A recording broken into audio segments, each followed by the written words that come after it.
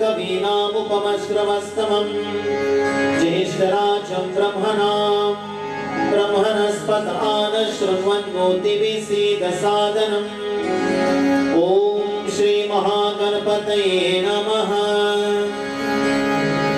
ॐ तच्चयोरावृणीमहि दातुं यज्ञाय दातुं यज्ञपतये दैवी स्वस्तिरस्तु नः स्वस्तिर्मानुषेभ्यः ऊर्ध्वं जिगातु देशजं शन्नो अस्तु द्विपदे शं चतुष्पदे। ॐ या देवी सर्वभूतेषु सरस्वती रूपेण संस्थिता नमस्तस्यै नमस्तस्यै नमस्तस्यै नमो नमः। गुरुर्ब्रह्मा गुरुर्विष्णु गुरुदेवो महेश्वरः गुरुर्साक्षात् परं ब्रह्म तस्मै श्री गुरवे नमः। तस्मै श्री गुरवे नमः। ओम श्री अनुभवानंदाय नमः। ओम श्री चिन्मयानंदाय नमः। ओम श्री सत्य साईश्वराय नमः। ओम श्री गुरुदत्ताय नमः। ओम श्री शंकराय नमः। ओम श्री सत्यदेवाय नमः। ओम नमो भगवते वासुदेवाय। ओम नमो भगवते वासुदेवाय। This was continues from the golden pages of our Shastras as we highlight Bhagwan Sri Krishna as Purna Avatar, the theme of Divali Nagar 2013. And as we look at his many manifestations, we look at his many glories, we look at his teachings and how he is beyond everything in this world. We see many kathas relating to his divinity and how, my friends, the kalas or the rays that makes him Purna Avatar, how he demonstrated these rays, kalas or phases in his life. You know, he was also born in the Chandra Vamsha. Chandra Vamsha meaning the dynasty of the moon. Sri Ramchandraji was born in the Surya Vamsha. Surya Vamsha meaning the lineage or the lineage of the sun. This is why Sri Ram incarnated 12 o'clock in the day and Bhagwan Krishna incarnated 12 o'clock in the night. Because the Chandra, the moon, is in its peak during that most auspicious night when Rohini Nakshatra was prevailing. And on the night of the Rohini Nakshatra, Bhagwan Krishna decided that he will take avatar. It is said Rohini is the favorite wife of Chandra. And the combination of these two stars, Rohini and Chandra, my dear friends, Bhagwan decided to come. And he came with 16 kalas. Why? Because on that night, my friends, the moon in its full glory also has the 16 kalas. The moon also has the 16 phases from the new moon until the moon is full. 16 phases also happen. So everything, my friends, become very logical when we look at the glories of Bhagwan Krishna and why and the reason why he came with these 16 once again. In the company of Radha Devi,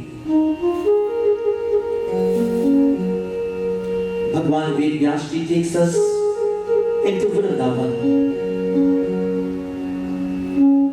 Vrindavan is a forest.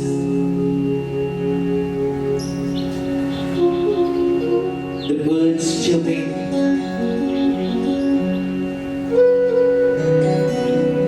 the river Yagna is flowing.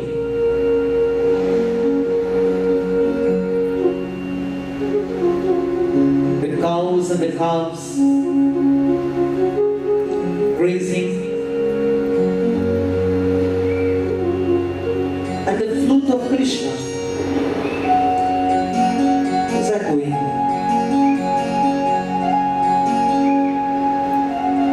The feeling in Vrindavan is very peaceful.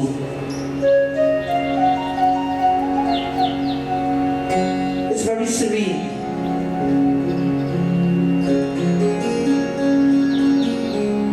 And maybe because of the love and the devotion that was felt among the gopis for Krishna.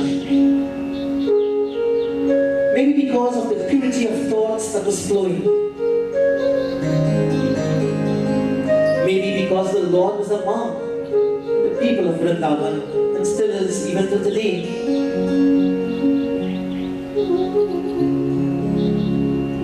But my friends, just like Sri Ram went to the forest and he spent 14 years, Krishna also was fond of Vrindavan, a forested area. The forest is symbolical of the mind. My friends, where there is the calmness of nature,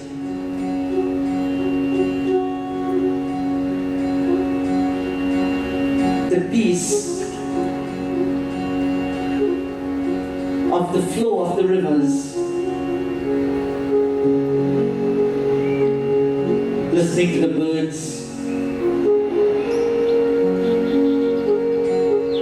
one cannot help but feel a sense of peace. My friends, the mind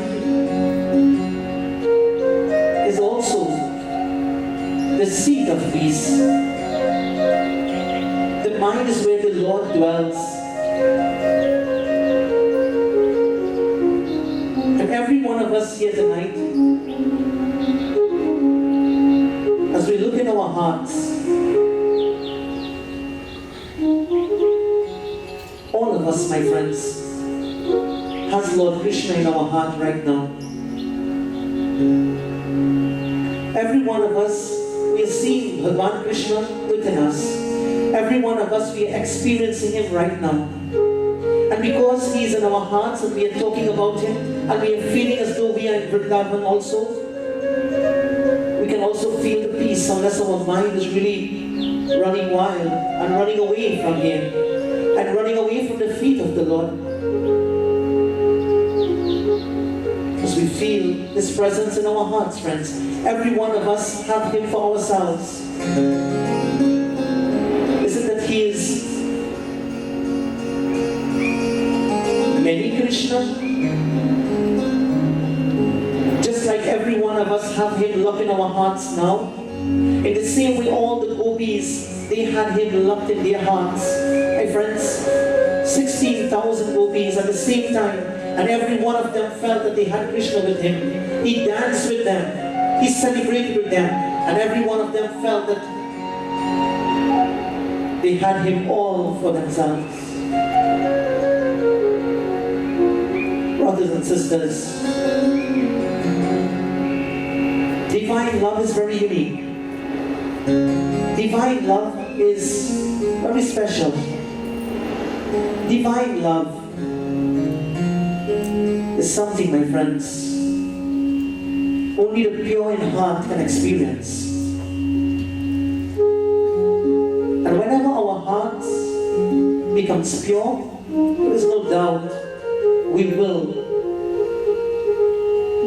experience that peace and shanti.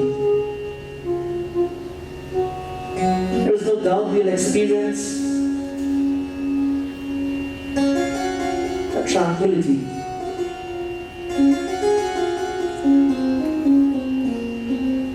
And as you think of Him tonight,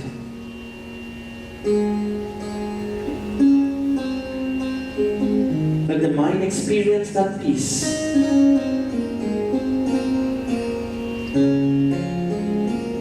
And let us ask Him, please come again, Lord. Please come in our hearts. एक बार फिर तो आओ, बन बन विचरने वाले, लीला दिखाओ भगवन, लीला रचाने वाले, एक बार फिर तो आओ।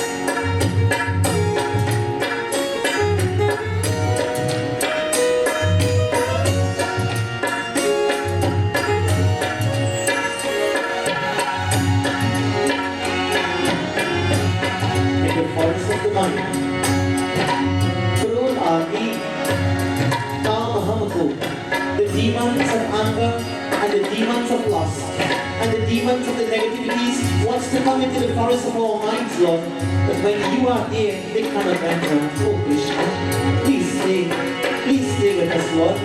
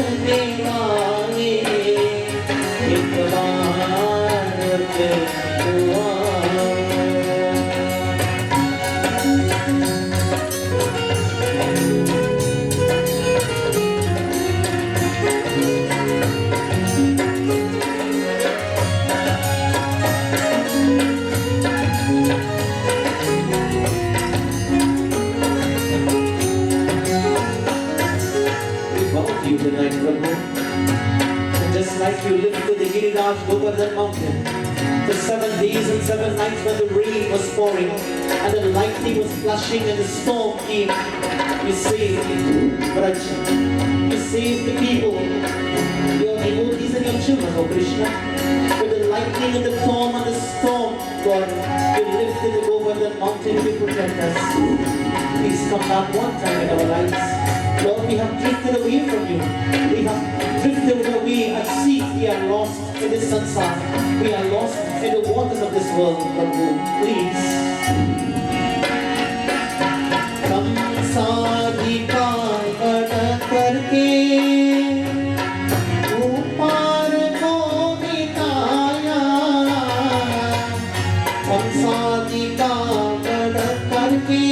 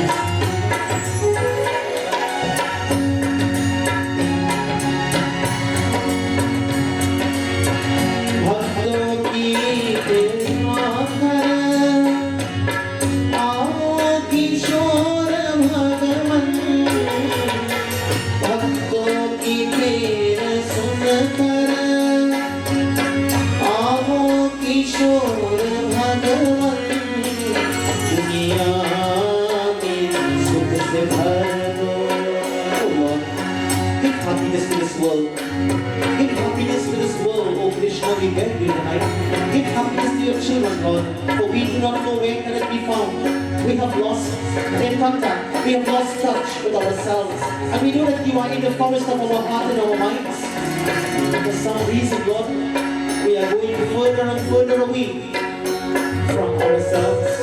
The world is like a magnet that is attracting us with its names and colors and forms and beauty. And Lord, we are getting even more lost in samsara. Please, Raksha Karuna.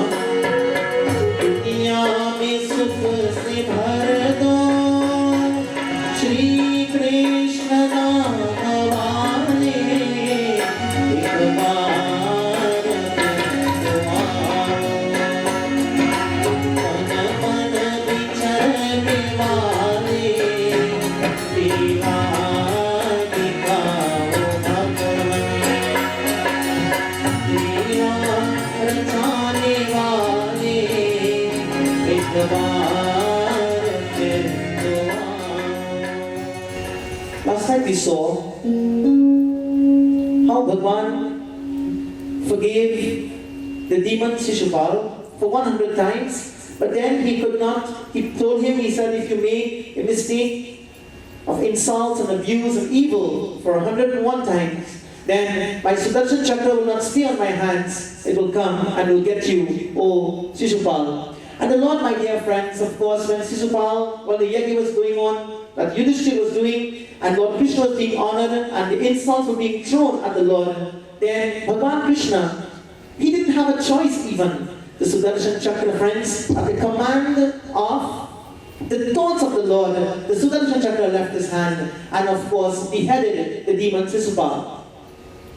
So probably we can learn one lesson, you can make a mistake once, you can make it twice, you can make it 3 times, but when we keep on repeating the same mistakes, then what happens is, we automatically destroy and what we call self-destruct. And that's exactly what happened to Shishupal. So the Lord, my friends, even though he killed Shishupal, he forgave him, and he kept on forgiving until the Sudarshan Chakra had to release him from that evil state that he had found himself in. Then on the Jnana Marga we saw that forgiveness is not just a physical thing, forgiveness is an emotional, forgiveness is a mental thing, forgiveness can only be found in the mind.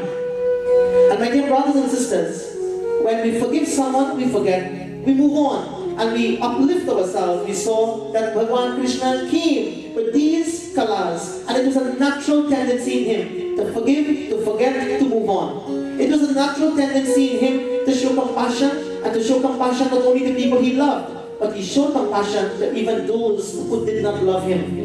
And that is where the challenge is for you and I. To love, to show compassion to anybody that we love is very easy. Effortlessly we can show compassion.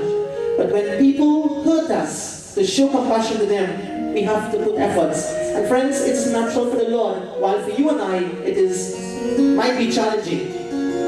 Then we saw patience, how he demonstrated this. But tonight, friends, we look at Nyaya.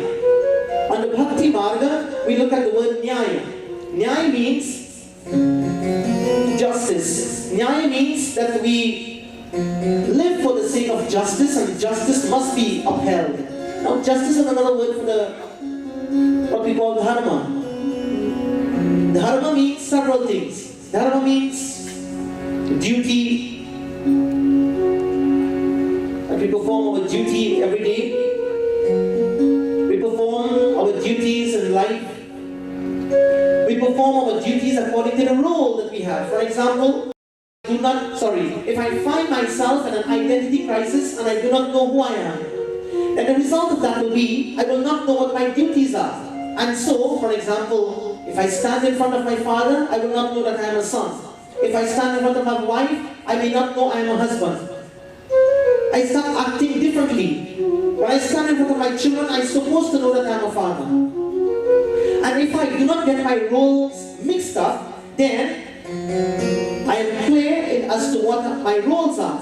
But if I don't, my friends, the result will be that I find myself in an identity crisis. So when I go to the office, I am an officer. I'm supposed to work. And according to the prescribed duties given to me by my employers, I'm supposed to fulfill that. But when we home, we want to wait and watch TV. When we go to work, we want to sleep. we got our priorities, our duties mixed up. When we're home, we're looking at TV. When it's time to work, we're sleeping. So then the boss comes and says, hey, you're not supposed to be sleeping on my time. And then we get up and we say, okay, sorry boss, won't happen again. Next day, same thing again. We keep on repeating it. And then what happens? The boss says, take a box of match, strike one, and said, follow the flame. You're fired. I told the story once about the two boys who went to work. And every week they wanted a day off. So one boy told the boss, he said, boss, I'm not feeling to work today, man. The boss said, again, you're not going anywhere today, stay off the work. He said, boss, I'm not feeling good, boy. Boss said, how do you mean you're not feeling good? Every day, every week you have some excuse, one day of the week you want off. Work today. He said, boss, my tummy hurting, my head hurting, I'm feeling so upset, I'm feeling, please, I really need to go home. And the other friend here with me, I think he wants to go to, he's feeling the same thing I'm feeling. The boss said, how do you know he feeling? He said, boss, I'm a friend. I'm a personal friend, I know how he feeling. The boy said, go back and work. The boss said, go back and work. So the man went back to the office room, and he went up on the ceiling and he hung up upside down and looking down. So the boss passing, and when he heard the footsteps of the boss coming, he said, I'm a light bulb. I am a light bulb. I am a light bulb. Boss wondered where that is coming from. So he opened the door and saw the man hanging upside down. He said, what? He said, I am a light bulb. The man said, the boss said, you sick, boy, go. So the boss sent him home. The boss walking down again the corridor, and he saw in another room his friend also packing up and going. The boss said, I sent him home. Where are you going? He said, boss, if you like bulb, go, I can work in the dark.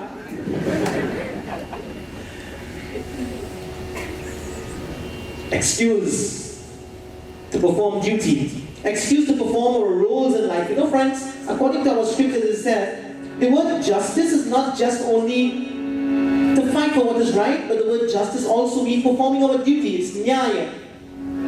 Nyaya means the laws. Nyaya means following the laws of life. In many cases, my dear friends, Bhagavan demonstrated in his practical life while upon the face of this earth. And when you look at Bhagavad Gita, we see where Bhagavan tells Arjuna, he says, perform your duty, Arjuna, because at this stage, you have found yourself in an identity crisis. And Arjuna, friends, who was a Kshatriya, you have the four castes, we have the Brahmanas, we have the Kshatriyas, we have the Vaishnavas, and we have the Shudras. It's a very touchy subject when we come to the caste system. A Brahmana is supposed to be the priestly caste. A Kshatriya is supposed to be the ruling class. A Vaishnava is supposed to be the business class. And the Shudra are supposed to be the laboring class. Now, according to what we do, we are classified as whether Brahmana, Kshatriya, Vaishnava, Shudra. So, the Brahmanas are supposed to be the priests and the learned ones, and they are supposed to be giving knowledge. So the Brahmanas give knowledge, and the Brahmanas live by their knowledge. Then you have the Kshatriyas. The Kshatriyas are supposed to rule and govern the kingdom, the state, etc. The Vaishnavas are supposed to be the people in the business world, and the Shudras laboring, etc. Brothers and sisters, Arjuna belonged to the Kshatriya race, and therefore he is supposed to protect his citizens. He is supposed to protect the kingdom of Hastinapur. He is supposed to protect the citizens of that particular city that they were governing. Yudhishthir, my dear friends, was there. Bhim, Arjun, Nakul, Sahadev. But Arjuna, at that point in time, he knew that the war must take place because of what Dushasana and Duryodhana did to Draupadi in the courts of the Kauravas. And again, I probably can remind you when he tried to take the sari off the body of Draupadi, the highest respect that can be given to a woman. And when Dushasana pulled the sari and she begged Lord Krishna, and it is said that Bhagavan came in that subtle form, dear my dear brothers and sisters, again, Bhagavan demonstrated. He didn't come physically and gave Draupadi a sari. He didn't come physically and gave her 2 saris to protect her body, or 3 saris or 4 saris, But what happened was, she only prayed to Bhagwan Krishna. She fought Dushasana with one hand. She fought him with the other hand. She held on to the sari. And while fighting with one hand, she begged him, please do not disrobe me, please. And when the both hands got tired and they went up in the air, my friends, they said the sari kept on being pulled by Dushasana, but the body of Draupadi was not being uncovered. He kept on pulling, and her body was always covered in a decent, respectful manner. Now, there, Bhagwan demonstrated nyaya, justice to women, respect for women. There, he didn't come in physical form, but he demonstrated, my friends, his divine nature, regardless to whether he is in his physical form or regardless to whenever we call upon him, Bhagwan is going to come. Whenever we call upon him, he responds. If not directly, indirectly, but the results, we see it, we feel it, and we experience the results. Now, look at where Krishna is. Look at the picture, where Bhagwan Krishna is. Bhagwan Krishna is all the way up, probably the ceiling, but not inside the ceiling. The artist is demonstrating that the sari is coming from above to indicate to you and I, the devotees, that the sari of Draupadi was coming from above. It was not coming from the earth. In other words, only the Lord can do this, my friends. So here, Bhagwan is demonstrating in this nyaya, justice, and indicating to Duryodhana and Dushasana. Now friends, let me ask you a question. Anybody can answer. I'm asking a question, please answer. What can you tell, or what can you think of when, for example, put yourself in a situation where you are Dushasana or Duryodhana, wicked prince. You are seeing that your brother, that's the Duryodhana, is seeing that his brother Dushasana is trying to disrobe a female. He knows as the king's son or the king's nephew, because he was the son of the blind king Dhritarashtra, and he was the nephew of King Pandu. Pandu was the father's brother. The Pandavas were the children of King Pandu. The Kauravas were the sons of the blind king Dhritarashtra. Duryodhana is seeing this. Now friends, when you see that sari is not finishing, what would naturally come to your mind? What will naturally come to your mind? Hey, you know what? This thing is looking real good. You know, we might think to ourselves, this looking like serious thing here, or serious business. She doesn't look like an ordinary person. How come Dushasana had 10,000 elephant strength in one hand? And he is pulling and getting tired, my friends. And that sari is not finishing. Right there and then, Bhagwan did two things. He indicated to Dushasana and Duryodhana and the Kauravas, hey, you are interfering with my devotee. Let me say it in local language, back off. You are interfering with my devotee, back off, Duryodhana. But he didn't say that in words. He didn't say that in telling anybody. He's saying it in demonstrating to them, you cannot disrobe a devotee of mine. You cannot disrespect a devotee of mine. You cannot insult a devotee of mine. I will always intervene. He is telling just by his mere action. And the second thing he is telling, Duryodhana, I am always there. I am always there. But my dear brothers and sisters and devotees of God, a person who is intellectually blind and a person who is emotionally or mentally blind, those people, they don't feel and they do not know what is right, because the mind is covered in what you call selfishness and their intellect is covered in ignorance. And when the mind is covered in what you call selfishness, they never practice empathy. Empathy is, of course, putting yourself in other people's situation. And this is why I want to ask you tonight, and I want to remind myself, my friends, before we say something or do something to somebody, always put yourself in that person's shoes, as we see. Put yourself in that person's shoes. If the husband giving trouble, for example, if the husband is misbehaving in the house, and the husband is always, agitated and always yelling and shouting and abusive, husbands, Put yourself in your wife's shoes. And imagine somebody is doing that to you. That's empathy. Imagine somebody is insulting you and misbehaving like how you are behaving, how you would feel. Children, young people tonight, put yourself in the shoes of your parents. Jai Bhagwan, that can happen. Can they ever put their shoes, themselves in our shoes as parents? Not until they become parents. But just for trying it out, say, experiment. Put yourself in the shoes of your mom or your dad. Often this little girl, little daughter in your house, goes and takes the mother's shoes and walks around. Be careful, you follow that heel. But I am mommy. She puts on the shoes, she puts on the makeup, she puts on all the things that the mother wants to wear. And she wants to be in the mother's shoes. But friends, to put your little feet in the mother's shoes is far, far different to actually being in the mother's shoes. The son will take the father's clothes and put it on, the father's jacket, takes the father's tie, put it on. I am the boss. I am the boss of this house. Everybody must listen to me. But the clothes does not make the child, my friends, the head of the home. The clothes is only to demonstrate the head of the home.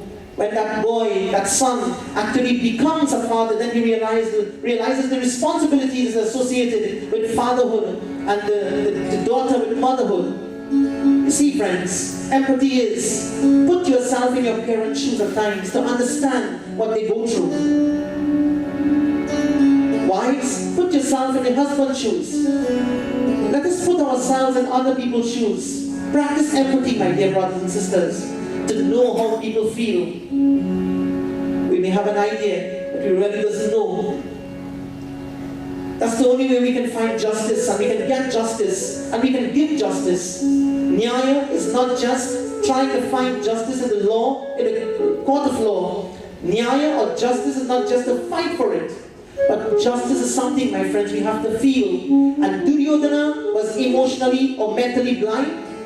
He was intellectually blind, and therefore, being a young man, being emotionally blind or mentally blind, he could not feel for others. All he felt was for himself. All he felt was for his own pain. He never felt the pain of other people. He was intellectually blind, and as a result of being intellectually blind, he did not know what difference between right and the difference between wrong. He didn't know the difference between real and unreal. He did not know the difference between, my dear brothers and sisters, satya and asatya. That which is finite and that which is infinite. He didn't know the difference. Therefore, to hurt somebody for Duryodhana was simple. To hurt somebody for Duryodhana was simple. Far more. His own cousins, Yudhishthir, Bhim, Arjuna, Nakul and Sahadev, to hurt them and destroy them was very easy for him because he never felt their pain and suffering. That is why he could have taken the sari from the body of Draupadi. He could have tried rather to take the sari from the body of Draupadi and never felt her pain or suffering. Because emotionally blind and intellectually blind, such people have no feelings. And sometimes you wonder, how many criminals do all these crimes? And if they have a conscience at all, they have a conscience. The conscience is speaking, but they're not listening. They have a mind, but the mind is blind. And put a blind man to drive a car.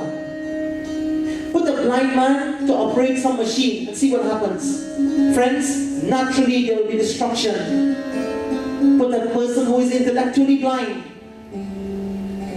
behind a machine. See what he'll do. The blind man will only destroy. He wants to operate, he wants to sit behind the driver's wheel, but you can't see, you can't feel. And friends, please don't get me wrong on this. Please don't get me wrong on this. It is better a person be physically blind and can't see than to be emotionally blind and don't feel. And to be intellectually blind and don't know what is right and the difference between right and wrong. It is better to be physically blind than to be mentally blind and intellectually blind. Friends, Bhagwan showed nyaya, justice, in that small little katha with Draupadi, where he reminded Duryodhana, hey, you can never hurt my devotee. And I want you all to know tonight, friends, let us all, as devotees, note that no one in this world can hurt us when our heart has faith, and when our heart has bhakti, and when our heart has devotion. Friends, nobody in this world can hurt us. It can be whosoever. And it does not mean to say that we will not face challenges and we will not face difficult moments. It doesn't mean to say that life will be smooth sailing. Don't misunderstand that life will be smooth sailing all the time. This world is not like this. This world is made up of rough waters. This world is made up of smooth waters. This world is made up of steep corners. It is made up of steep hills, downhills, rough roads. And we all have to go through it, because we are all drivers on this road of this world, friends. Therefore, justice is nyaya. And Bhagwan was very clear when he came and he showed Duryodhana. He says very clearly, I will protect my devotee at all costs, and that is the right thing to do. In other words, Draupadi got justice not from the people around her, but from God Almighty. God gave justice. Second, third, fourth thing. When Draupadi was being disrobed, wives, let us say, God forbid, somebody is about to abuse you. Who is the first person you will look to for help? I'm asking the wives. I'm not asking the daughter in the woman. I'm not asking the mother in the woman. I'm not asking the sister in the woman. I'm asking the wife in the woman. Somebody, God forbid, is going to abuse you. Who was the first person you will look to for help?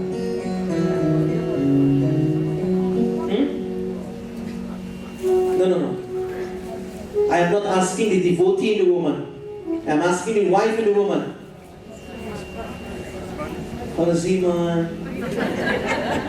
Isn't it?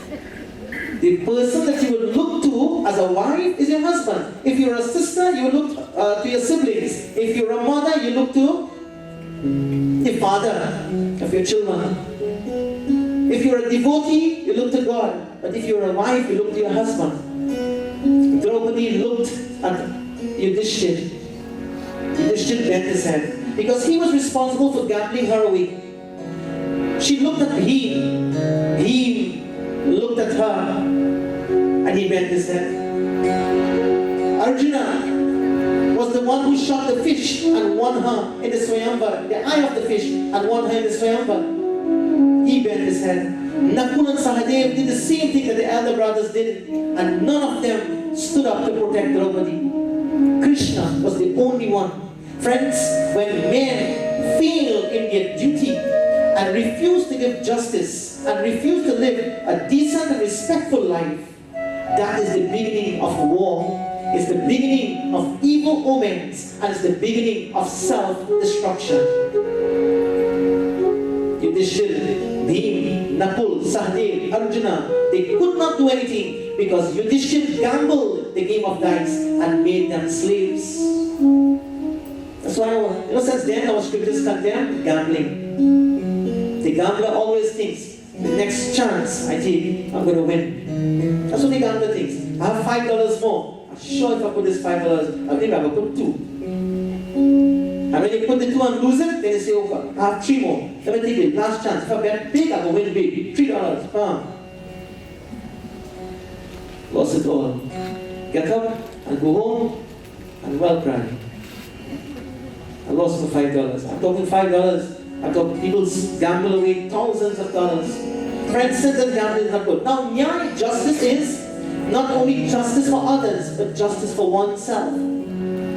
Bhagwan will respond to his devotees and he will do whatever it takes. Now let us go to Bhagavad Gita, chapter 2, verse number 31. Listen to the first word Bhagwan indicates to Arjuna in this particular verse. Chapter 2, verse number 31. See, that first word here is Swadharma api chavekshya navikampi tumarhasi dharmyati yudhachreyaha anyat kshatriyasya cha vidyate. Bhagwan tells Arjuna, considering your own duty as a kshatriya, considering your duty as a kshatriya, do justice to yourself. Friends, when we do not fulfill our duty in life, we are doing an injustice to ourselves. So swadharma meaning one's own duty. Anytime we refuse to fulfill our duty in life, then we are, my friends, paving the way for sorrow. He says, Arjuna, swadharma,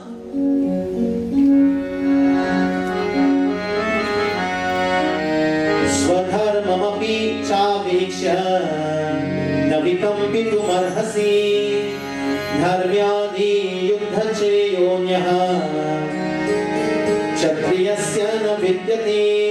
It's your duty as a kshatriya to perform your duty at this time, for there is nothing more welcoming for a man of the warrior class and the warrior caste than to fight for what is right.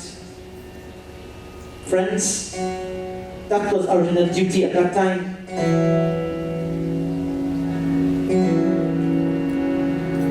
The disrobing of Draupadi was the cause of the Mahabharata war, where men had to come together to fight for what was right.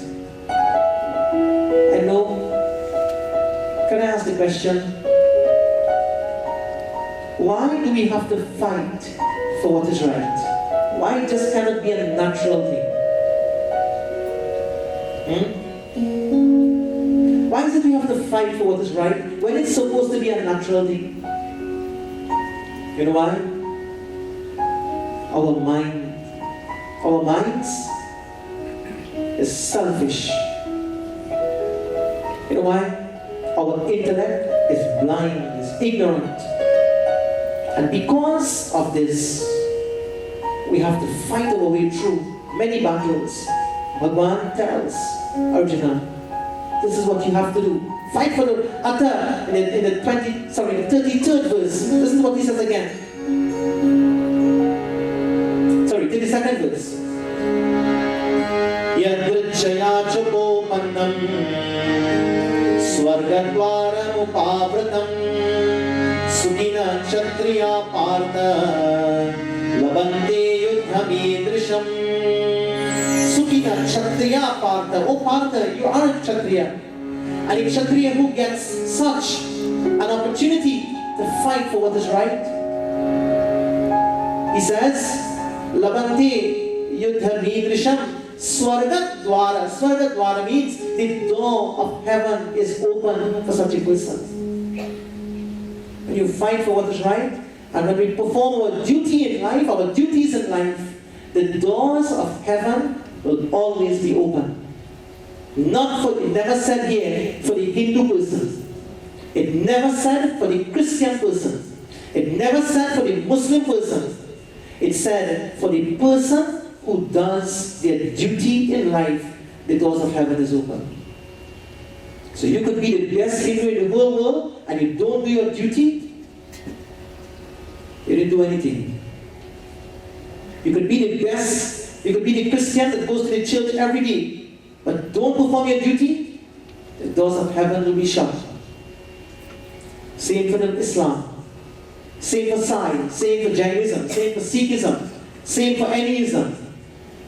My friends, the doors of heaven is open for those who perform their duty. In other words, what he is saying, if you are a lawyer, follow the law. If you're a doctor, do it to the best of your ability. Try your best, sacrifice your best. If you are a mother, be the best that you can be. If you're a father, it's not just about conceiving a child, it's about being father in the true sense of the word for your kids. If you're a son, be that son. If you're a daughter, be that daughter. If you're an employer, be the respectful one. If you're an employee, do what you have to do at the job site or at the work or at the office. And when we do that, my friends, we are fulfilling our duties. But the thing is, I go to work, yes, but once I get my paycheck, who cares? I work for the money. I don't work because I love what I want to do. I work for the check. I don't work because I love what I do.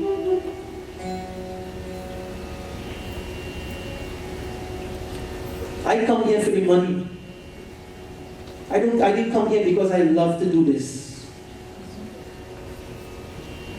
That is adharma.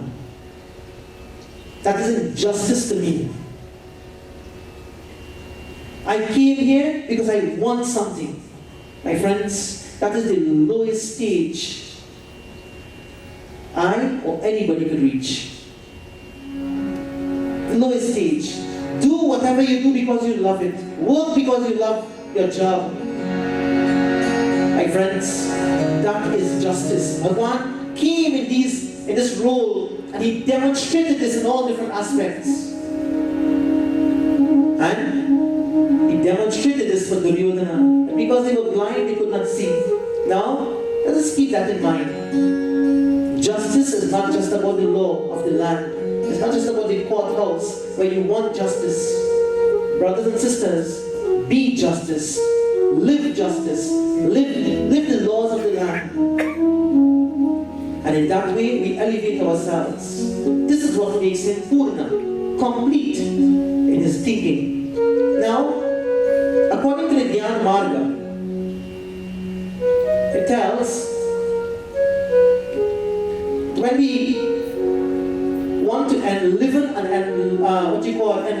awaken ourselves, it tells in a beautiful bhajan that the mind can see and the mind can be healed and the intellect can get knowledge and the light of knowledge can be illuminating the intellect, but it has to be pure. It has to get pure. And how to get it pure? Jo tumhi tana chahe jeevan ki Krishna. In order to get the mind pure, give up Krishna, greed, and chant Krishna, God's name. When Subah Sham Bol Bande Krishna, Krishna, Krishna. The first line says, Jo tumhi tana chahe jeevan ki. This word, Krishna, Krishna, not Krishna. Give up the greed and give up the lust. And Subah Sham Bol Bande Krishna, Krishna, Krishna. Morning and evening. Never stop chanting. Why? Krishna Nama Pavan, Pavan. Krishna Nama Pyara, Pyara. Pura Bole Krishna, Krishna. Hare Hara, Hara. Krishna Nama Pavan, Pavan. Krishna Nama Pyara, Pyara. Pura Bole Krishna.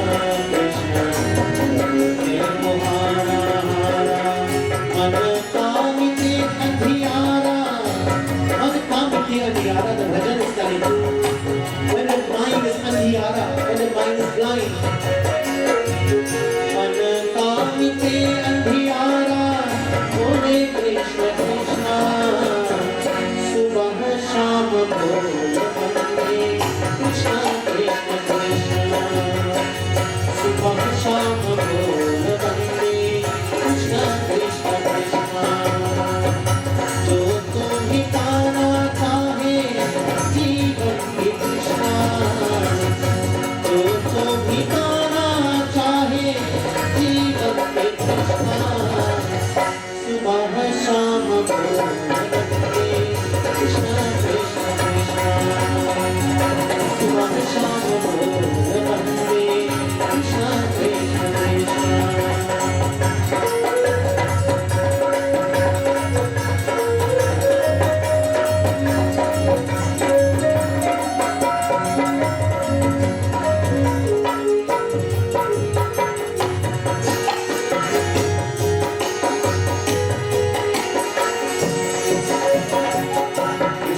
मिले ना मेरा सुख पामरम क्या जाने जो ना जाए कृष्ण कृष्ण का धर्म क्या माने विश्व को मिले ना मेरा सुख पामरम क्या जाने जो ना जाए कृष्ण कृष्ण का धर्म क्या माने चाहे अगर जियारा बोले कृष्ण कृष्ण चाहे अगर जियारा बोले कृष्ण कृष्ण सुबह शाम बोल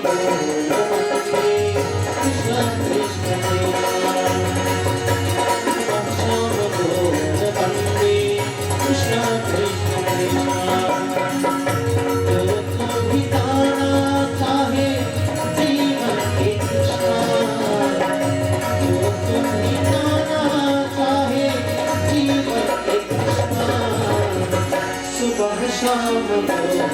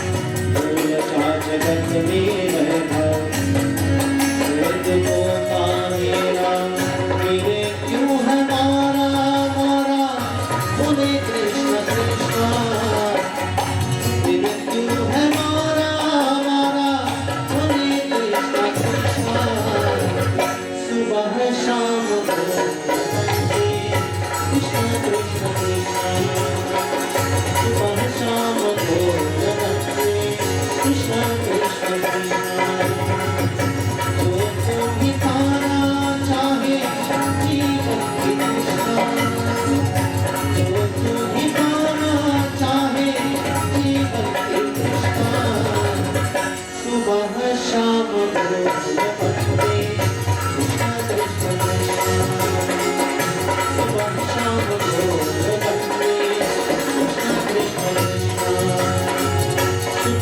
Krishna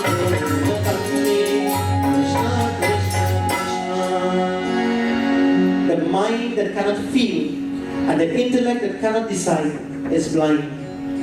Now, Bhagavan says here in the Jnana Marga, it is one of the kalas that he comes with.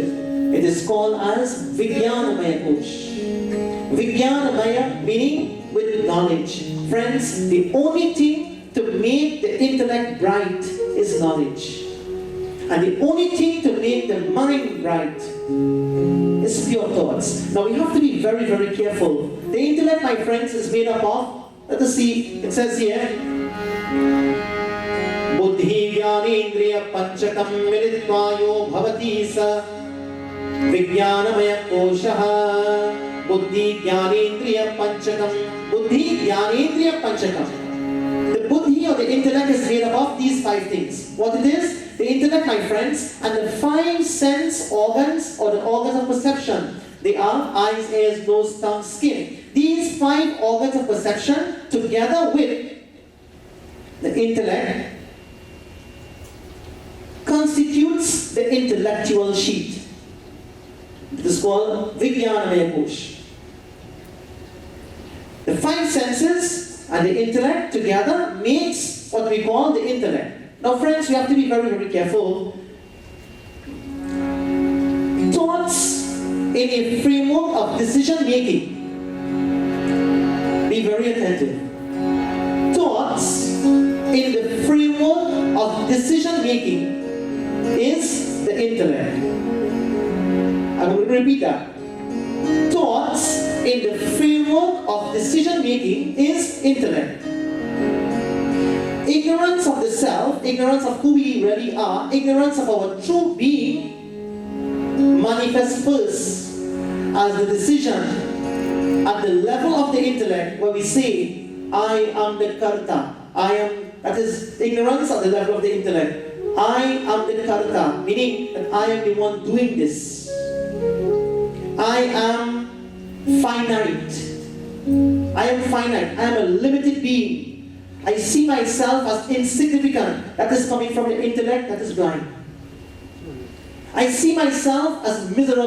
I am so unhappy. I am so miserable. I am so I'm so good for nothing.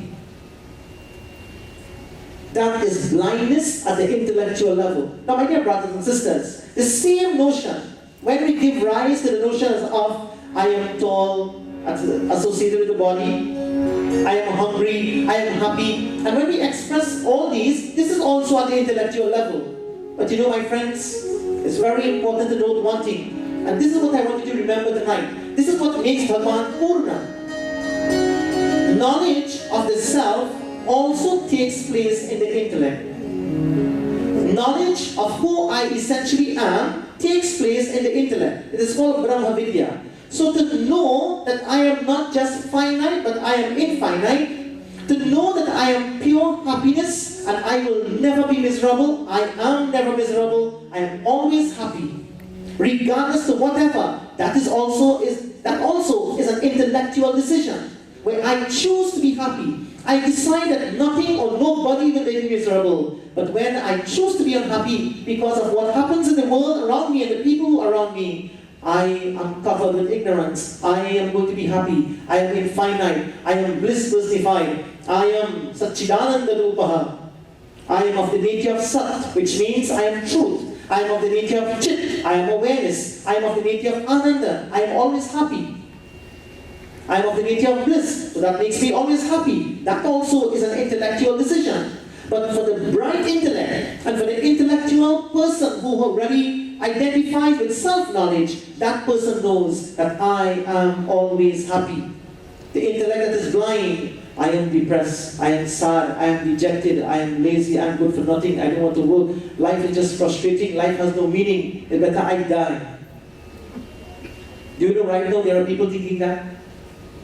Right now, as we speak, there are people thinking it is that I don't live, and they're thinking about themselves. Friends, imagine if a person thinks that I die, and you could tell yourself that you have no meaning, then what you will do to others? That is called intellectual blindness. It is what you call agyan from the root. Agyan meaning ignorance from the root. Tonight, brighten your intellect. That is why, friends, nobody could have made Bhagavan Krishna miserable. He was the happy avatar. Nobody could have made Bhagavan Krishna depressed or frustrated or anything. He was always serene and balanced. In the midst of the battlefield, he was smiling with Arjuna and speaking to him. There were times when he even lifted his voice and said to him, Klaidhyam mas Bhagavad Partha. He lifted his voice and spoke, but Partha is crying. Partha is not even paying attention, Arjuna. My friends, there are times when Bhagavan Krishna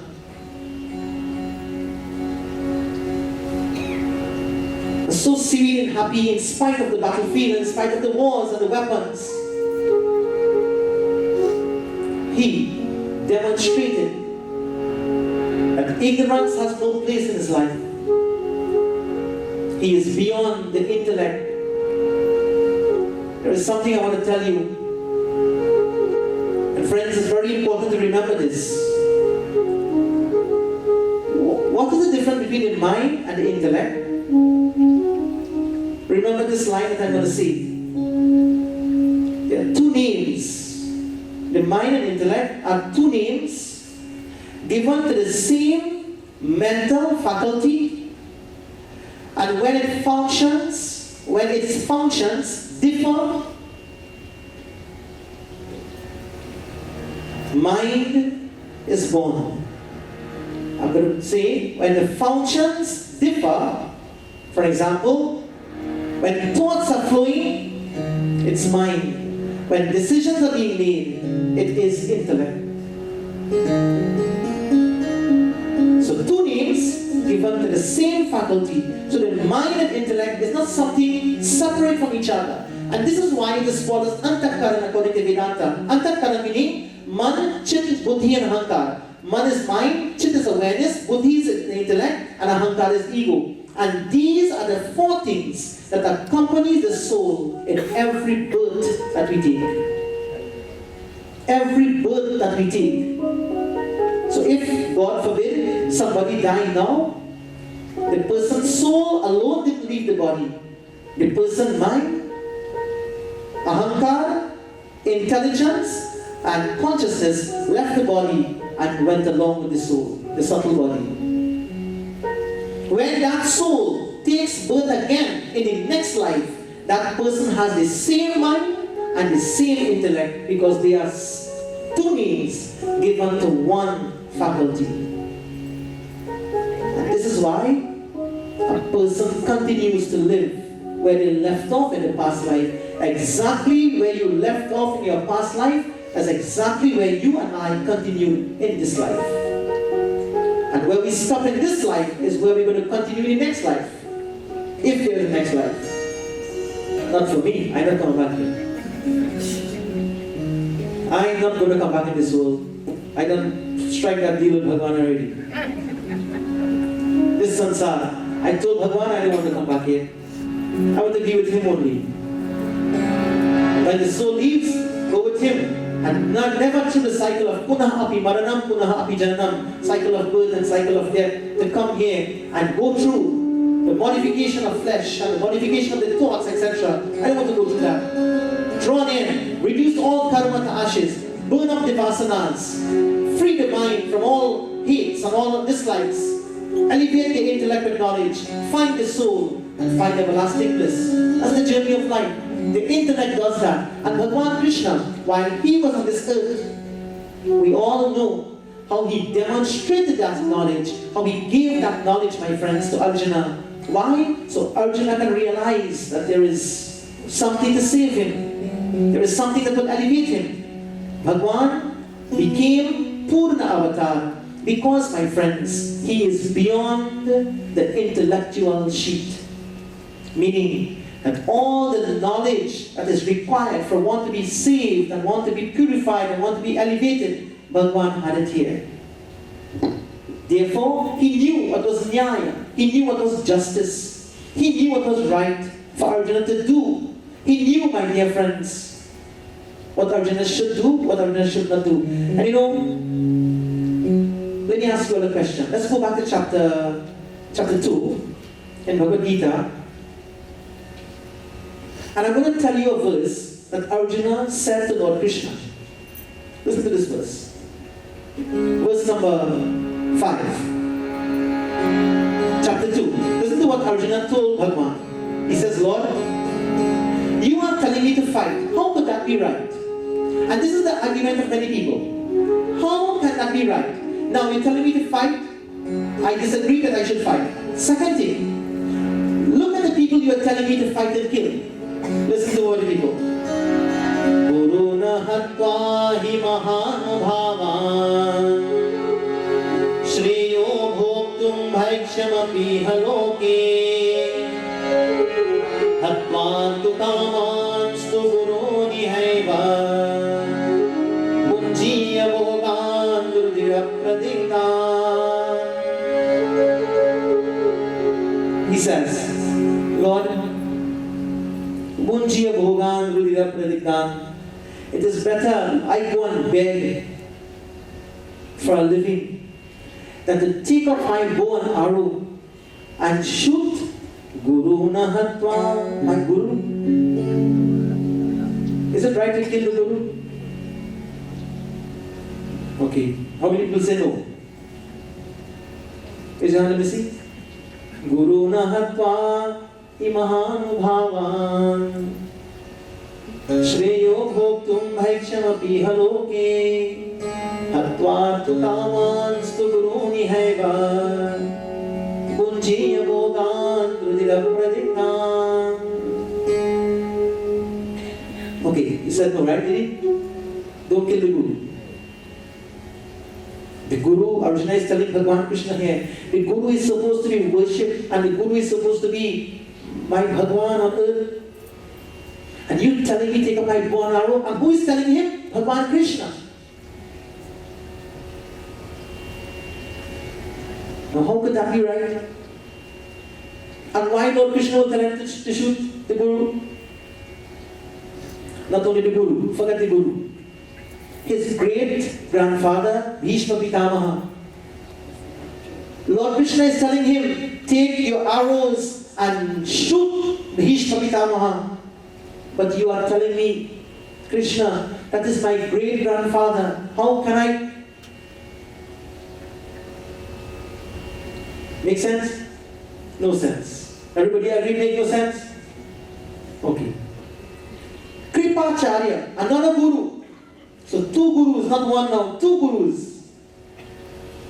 Arjuna had to shoot. And for every one of us tonight, it does not make sense. So then we just like Arjuna. And Bhagavan Krishna is telling, take up and shoot.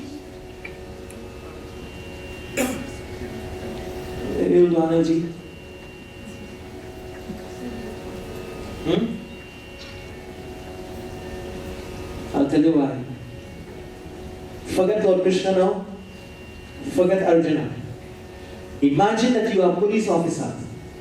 You are a police officer. Somebody dial 999. You get the call. Yes, what's your emergency? There is a robbery taking place right now. The person who is robbing has a gun. It seems as though he is going to kill the hostage or the hostages inside. Please do something, police. Please do something. You got the call. You jump into your car. You turn your siren on, and down the road you go. You reach in front of the building. You are, as a police officer, takes your rifle, and now you goes into the building looking for the bandit. And as you go behind the building, you realize the bandit is about to escape, but you are on top of the bandit, and then you get hold of the bandit, you take off the mask face, and you realize the person who is the bandit is your Guru. Oh, Sitaram Guruji. How much you get? How much you get, Guruji? The Guru said, a bag full. Okay, go quick, go quick. Right or wrong? Wrong. Who is the person who is the bandit? The Guru. But the Guru not supposed to be doing that. The Guru not supposed to be doing that. But the Guru found himself doing that. So then, what the police officer has to do? Guru Brahma, Guru Vishnu, Guru Devo Maheshwaraha. Just hold on 1 second. Guru Megakarya. Guru Sakshat Param Brahma. Tasmai Shri Gurave. But that man, that Guru, just shoot somebody in the store. Took the thing and went. Now, the point I want to make is, in the line of duty, Arjuna's Guru, Dronacharyaji, Kripacharyaji, Bhishma Pitamaha, and all these people were on the opposite side of good. And because of that, Krishna Bhagavan was telling Arjuna, you have to fight them. Arjuna is saying, I don't have to fight them because that is my Guru, that is my grandfather, that's my great-grandfather, those are my uncles, those are my nephews, those are my people. My people. But your people doing the wrong things. As a police officer, what do you have to do?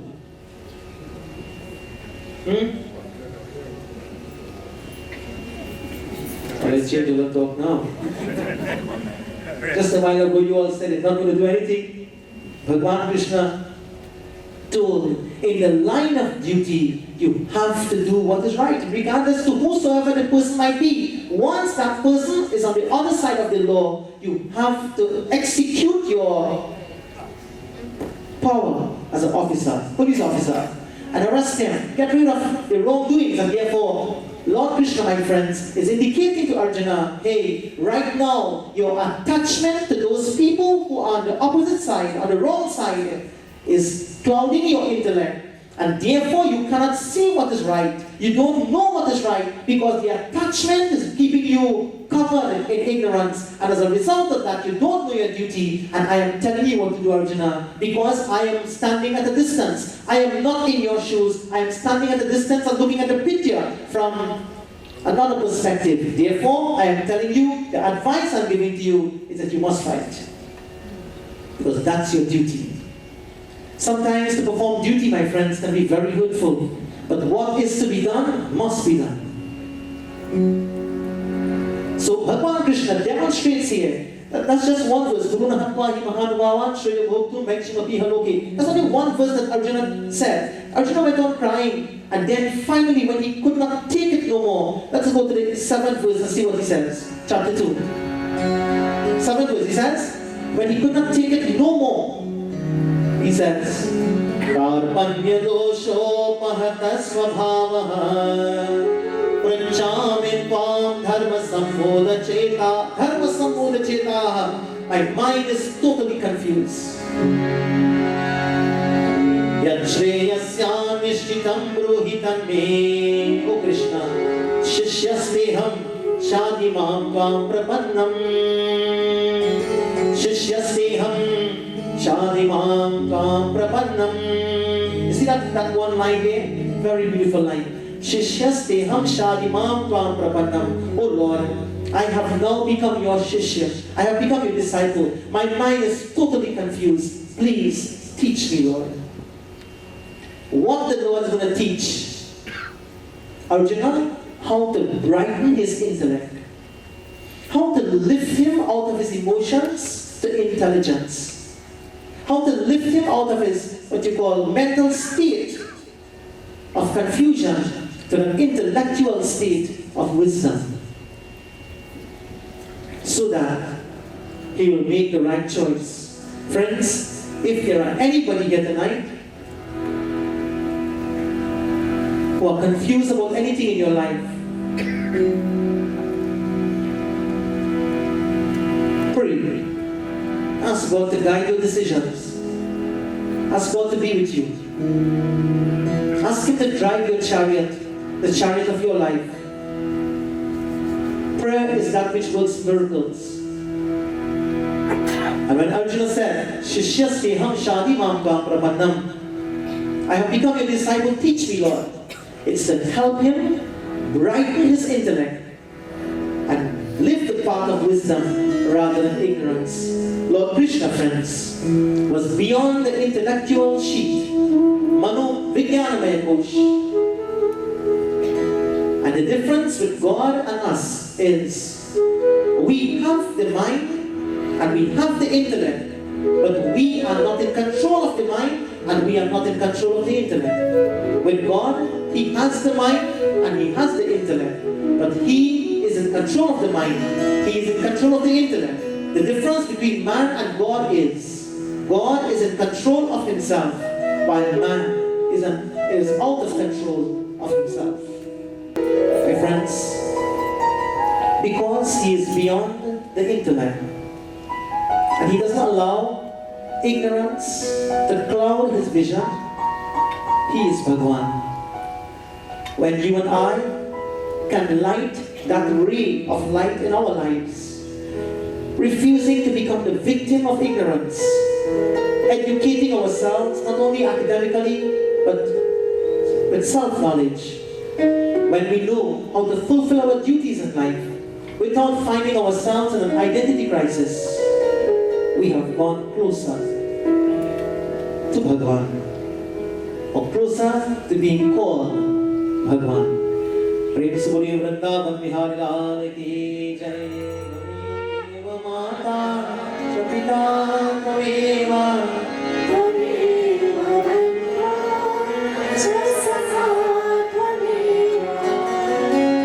Gameva Vidyama Ravyam Gameva Gameva Sarvam